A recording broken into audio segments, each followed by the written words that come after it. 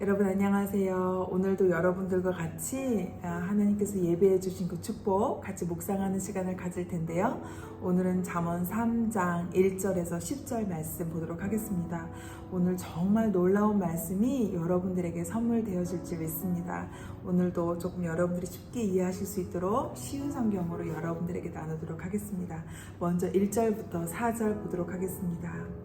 내 아들아, 내 가르침을 잊지 말고 내 명령을 내 마음에 소중히 간직하라. 그리하면 너는 오래 살고 성공하게 될 것이다. 너는 성실과 사랑을 절대 버리지 말고 그것을 내 목에 걸고 내 마음판에 잘 새겨라. 그리하면 내가 하나님 그리고 사람 앞에서 은총과 칭찬을 받을 것이다.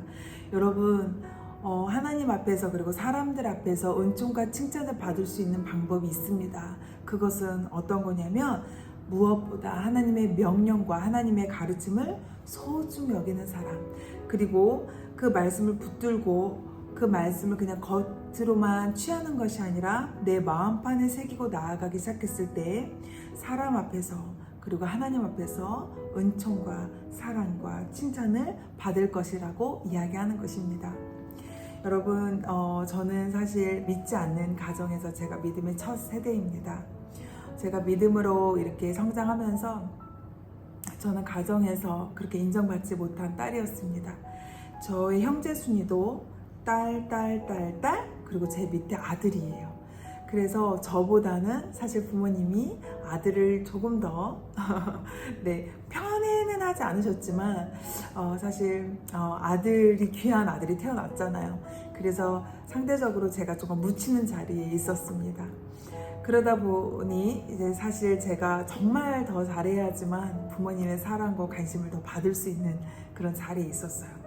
그리고 저희 셋째 언니는 음악을 전공했고, 그리고 제 밑에는 남동생이다 보니까 상대적으로 저는 부모님의 그런 관심을 받으려면 정말 열심히 노력해야 했었습니다. 너무 좋은 분이셨는데 부모님이. 그런데 제가 신앙생활을 시작한 거예요. 부모님에게 인정받아야 되는데 부모님이 그렇게 원치 않으시는 교회를 다니니 부모님이 제가 얼마나 안타까우셨겠습니까? 그러니 저는 더 열심히 노력하고 더 착한 아이가 되려고 정말 그렇게 많이 노력했었던 것 같아요. 그리고 저는 그때 당시에 이제 개척교회를 섬겼는데 그때 사모님이 저에게 그러시는 거예요. 너는 가정의 첫 믿음의 세대 호주니까 너의 삶을 통해서 복음을 전해야 된다. 그러니까 정말 잘 살아야 된다. 여러분 생각해 보십시오. 중학교 때 제가 인격적으로 만났는데 중학교 때 얼마나 많이 실수를 하는 나이입니까? 그리고 얼마나 많은 투정을 또 부릴 수 있는 나이예요. 그리고 저에게도 사춘기라는 게 있지 않았겠습니까?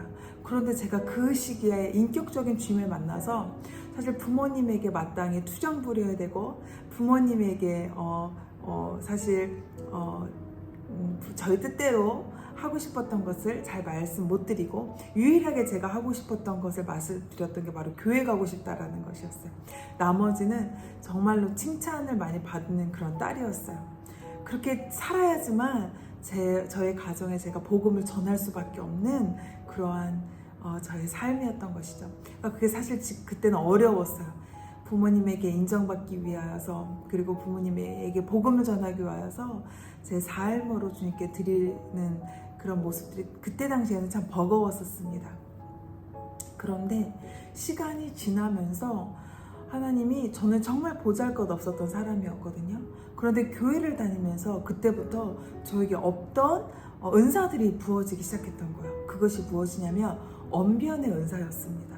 그 작은 교회에서 저는 계속해서 리더의 역할을 섬기면서 계속 하나님이 말을 하는 자리에 저를 세우신 거예요. 그리고 저는 대학교 때도 계속 하나님께서 하나님을 가까이서 섬기다 보니까 계속 이 말을 하는 자리에 제가 있었던 거예요. 그러니까 그 어린 시기부터 하나님께서 말을 많이 하고 또 앞에서 리딩하는 자리에 저를 세우셨던 것입니다. 한 번도 인정을 제대로 받지 못한 제가 인격적으로 주님을 만나서부터 하나님이 저에게 없던 은사들을 부어주시고 그리고 하나님이 사람과 또 하나님 앞에서 인정받는 그런 때를 허락하신 거예요. 저에게는 그 인정받을 수 있는 요건이 하나도 없었는데 하나님의 그 명령과 하나님의 뜻을 따르려고 제가 노력했었습니다. 그때 당시에는 굉장히 종교성도 되게 강했어요. 이렇게 해야만 된다라는 것들도 강했었는데 이제 점점 주님을 인격적으로 만나면서 하나님의 사랑이 우선이구나. 내가 이것을 해야 된다라는 doing이 먼저가 아니라 내가 하나님을 얼마나 더 사랑하는가, 내가 하나님과 얼마나 더 친밀한가, 그 친밀함에서부터 채워진 그 힘으로 제가 하나님을 섬기고 하나님의 명령을 지키니까 제가 점점 학교에서도 인정을 받고 제가 서 있는 곳에서 정말 보잘것없었던 소녀가 하나님 앞에서도 인정받는 그런 때가 정말 주어졌던 것입니다. 여러분들도 부족하고 보잘것없어 보인다 할지라도 하나님의 명령 그것들을 마음에 새기고 그것을 지키려고 노력하고 하나님을 정말 사랑하려는 마음이 정말 커진다면 하나님이 분명히 여러분들을 하나님 앞에서도 사람 앞에서도 칭찬받는 사람으로 세우실 것입니다. 그 다음 5절입니다. 내 마음을 다하여 여호와를 신뢰하고 절대로 내 슬기를 의지하지 마라. 너는 내 모든 길에서 그분을 인정하여라. 그리하면 그분이 너의 길을 형통하게 만들어 주실 것이다.